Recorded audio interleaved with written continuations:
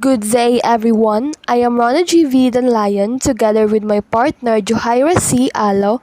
We're going to report about distinguishing entailment and presupposition under negation test by Gatri, Asti, Putri, Indarti.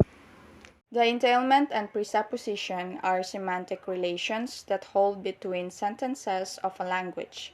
Both of them are related to meaning based on the notion of truth or truth-based approaches. The truth relates to the fact of the world that can be shown by a true or false statement. On the other hand, entailment and presupposition still have different truth relations. They can be confusing, but both of them can be differentiated by using a negation test in which the first sentences or utterance is negated. The objective of this article is aimed to analyze and test pairs of entailment and pairs of presupposition by using negation in utterance. So this study focuses on sentences and utterance. The first semantic relation is entailment. According to Goddard 1998, it is a relationship that applies between two sentences, where the truth of one implies the truth of the other because of the meanings of the words involved. For example, Achilles killed Hector. Hector died. So the first sentence P necessarily implies or entails the second sentence Q. If Achilles killed Hector, then it's necessarily that Hector died. If the truth of Q necessarily follows the truth of P, then P entails Q. So this is the composite truth table for entailment. From the table, the first line above is when P is true, Q is true. And the last line is when Q is true, P can be either true or false. It shows that only the truth of the entailing sentence or the falsity of the entailed sentence has consequences for the other sentence. When P is false, Q can be either true or false. If people knew that Achilles killed Hector, people would not know whether Hector was dead or alive. When Q is true, P can be either true or false. If people know that Hector is dead, that does not tell anything about whether Achilles killed him or not. The sources of entailment are lexical and syntactic source. So the example above shows lexical because there is a relationship of entailment between one and two sentences that deriving from the lexical relationship between kill and die. So the meaning of kill contains the meaning of die. So this can also be called as hyponymy between lexical items that can be regular source for entailment between sentences. The other source for entailment is syntactic, in which the sentences can be inactive or passive versions of the same sentence. For examples, the Etruscan built this tomb. This tomb was built for the Etruscans. So the relationship of entailment gives details on paraphrase, like in the first sentence and the second sentence. So those sentences have the same set of entailments or they mutually entail each other. Furthermore, synonym can also be expressed as entailment in terms of truth relations, and contradiction is also the semantic relation that can be defined in terms of entailment. The second semantic relation is presupposition. According to Side 2009, points out that the presupposition means making assumptions of a sentence or an utterance. And according to Pat's 2014, also adds that the presuppositions of a sentence or an utterance are the pieces of information that the speaker assumes in order to be meaningful in the current context. The presupposition has two concepts. The first concept is that a presupposition is a condition under a sentence expressing an assertive proposition to state a truth or a falsehood. The other is that a presupposition of a sentence logically follows from the sentence and also its negation. From the two concepts, it can be understood that the concept deals with the truth of presupposition and also the negation of the sentence. Based on the concept, the first approach in the sentences are viewed as external objects and meaning is as an attribute of sentences. The second approach is views sentences as the utterance of individuals engaged in communication. So the importance of the approaches to presupposition is to know the listener's knowledge. For example, John's brother has just got back from Texas. John has a brother. So the first sentence presupposes the second sentence, and it can be explained that John has a brother is part of the assumed background of John's brother has just got back from Texas. So the table shows that if P is true, then Q is true. But if P is false, then Q is still true. Then if Q is true, P can be either true or false. For example, it is true that John's brother has come back from Texas, and it is also true that John has a brother.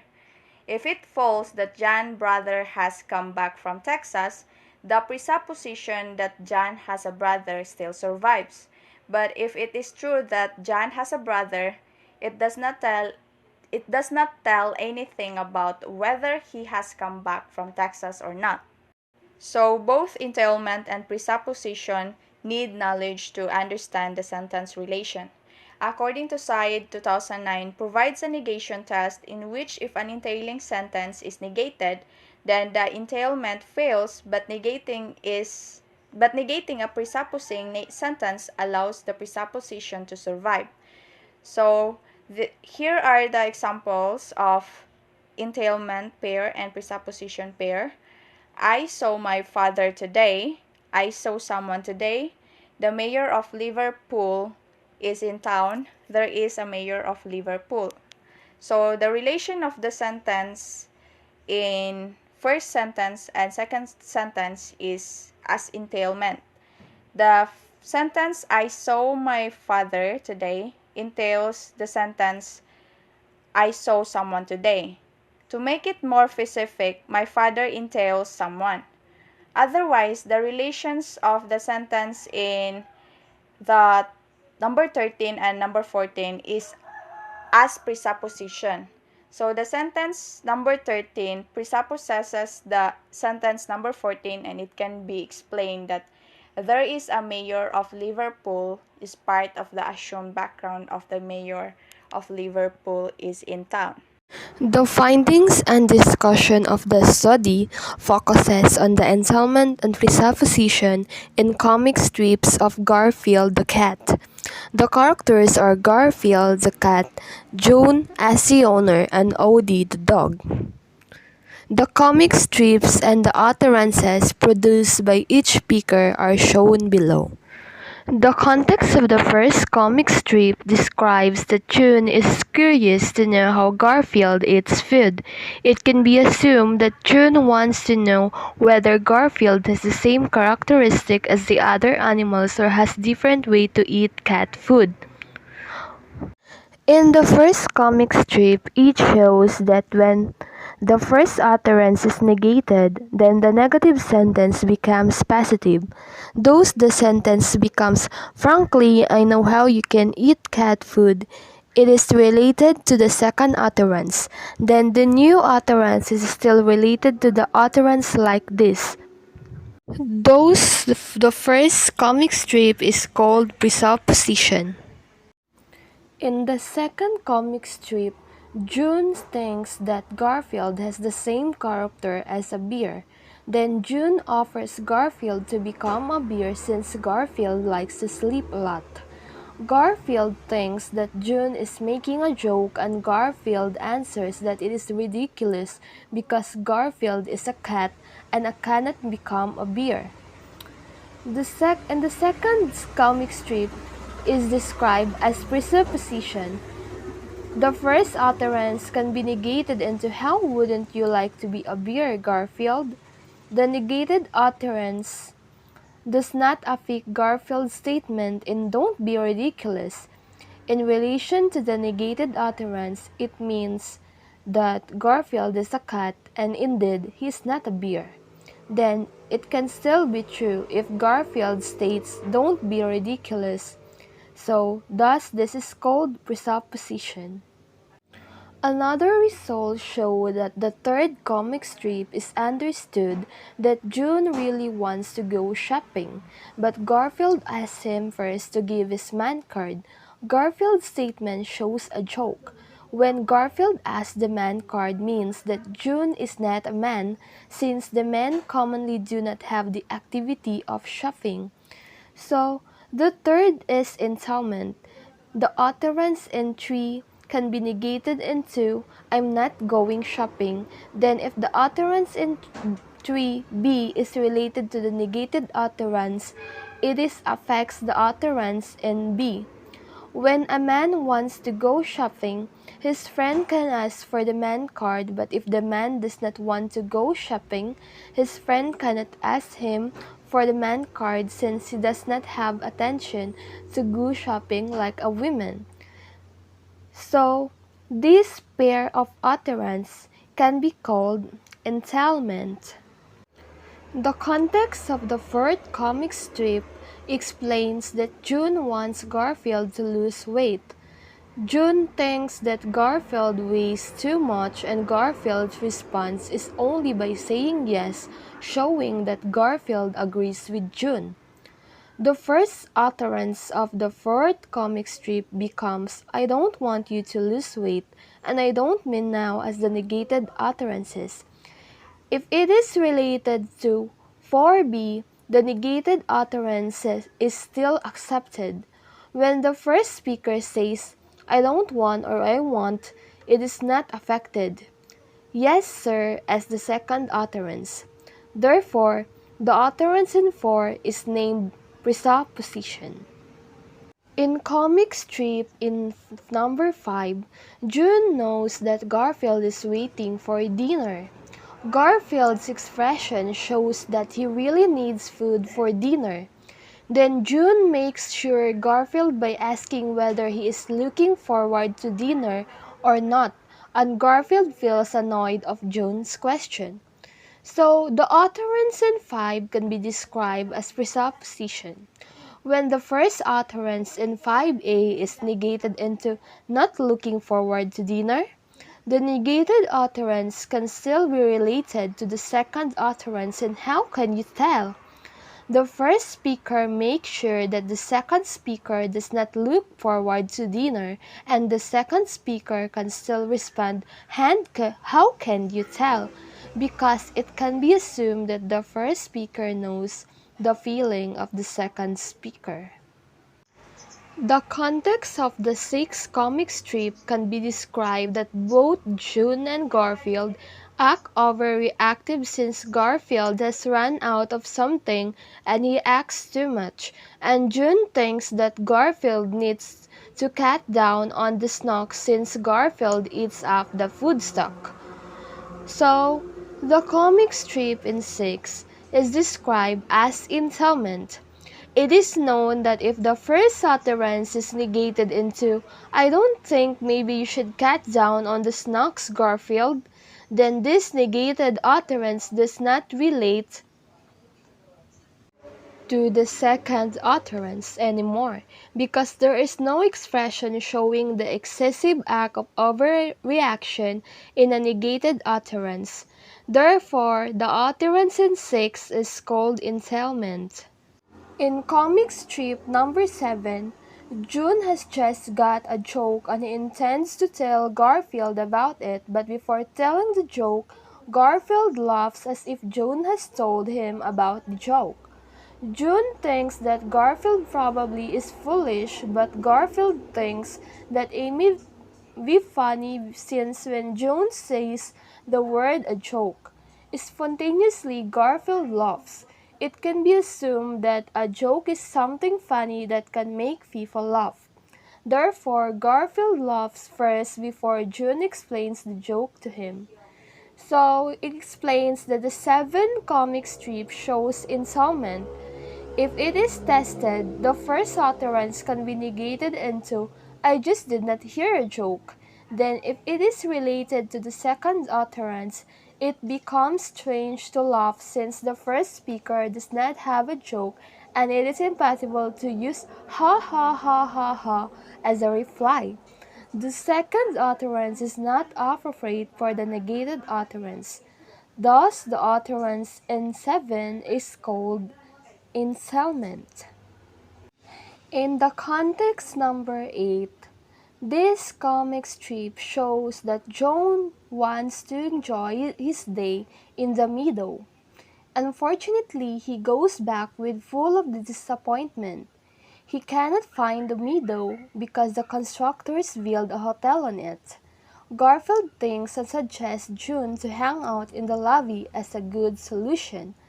So it explains that the comic strip in 8 shows that it is presupposition because when the first utterance is negated becoming they did not build a hotel on it, the meadow, it still becomes a part of the second utterance in which the word you as the speaker can still hang out in the lobby.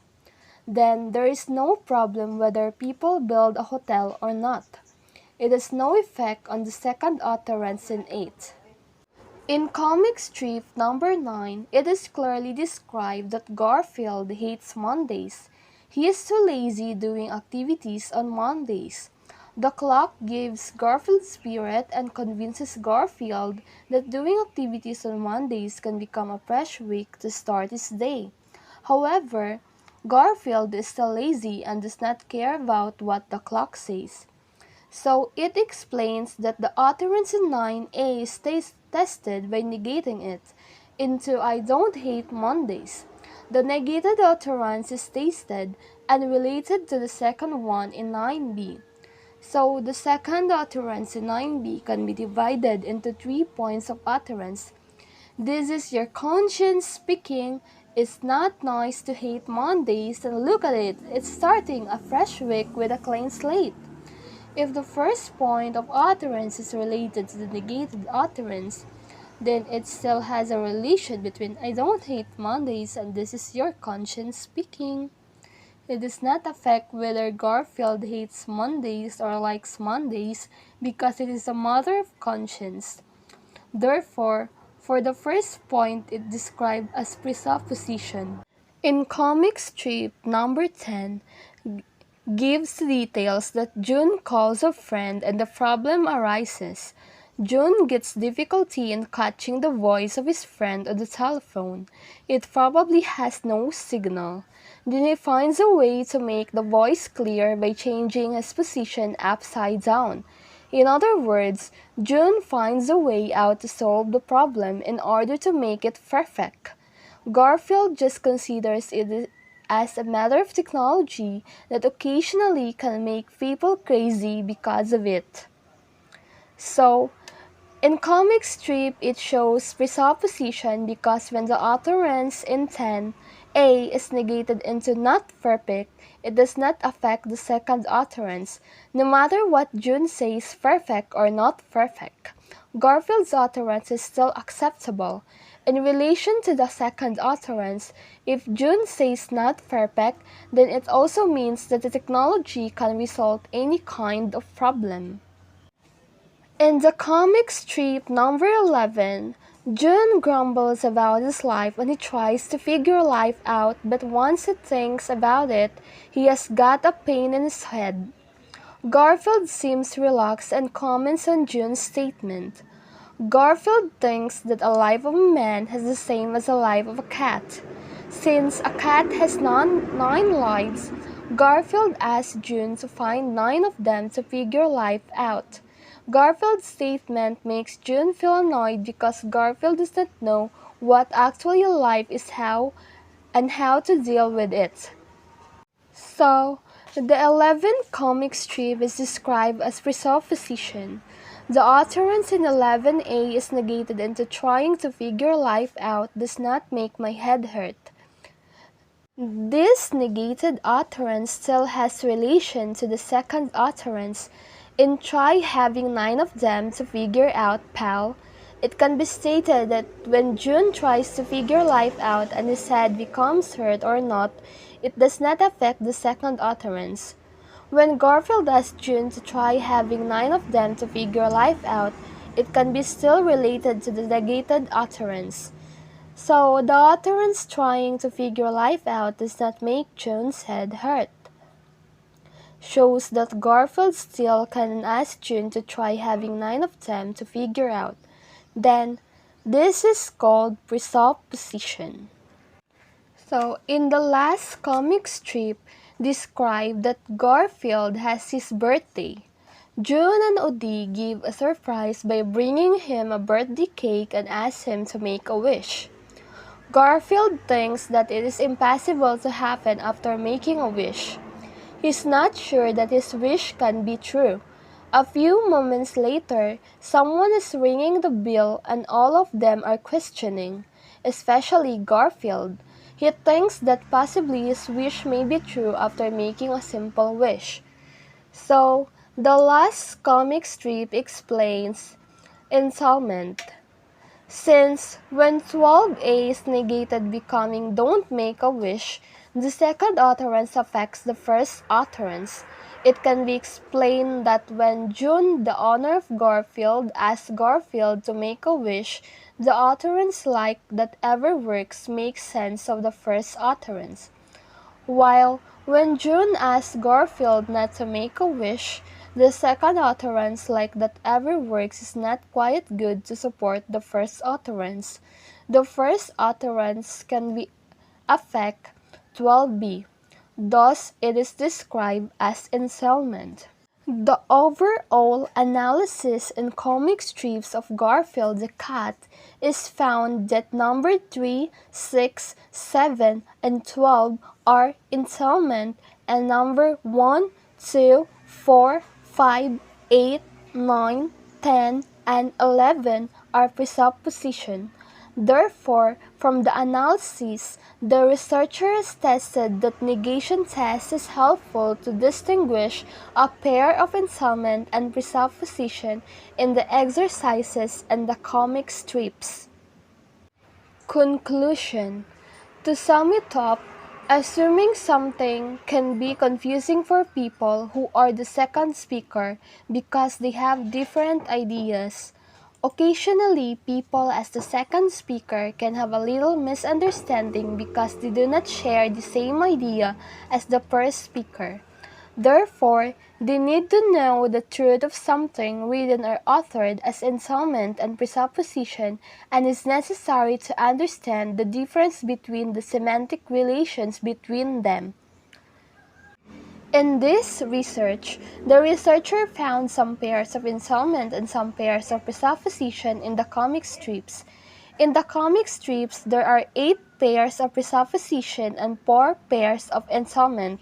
Based on the analysis, the researcher has successfully distinguished pair of entailment and presupposition. Thank you for listening to our report. God bless us all.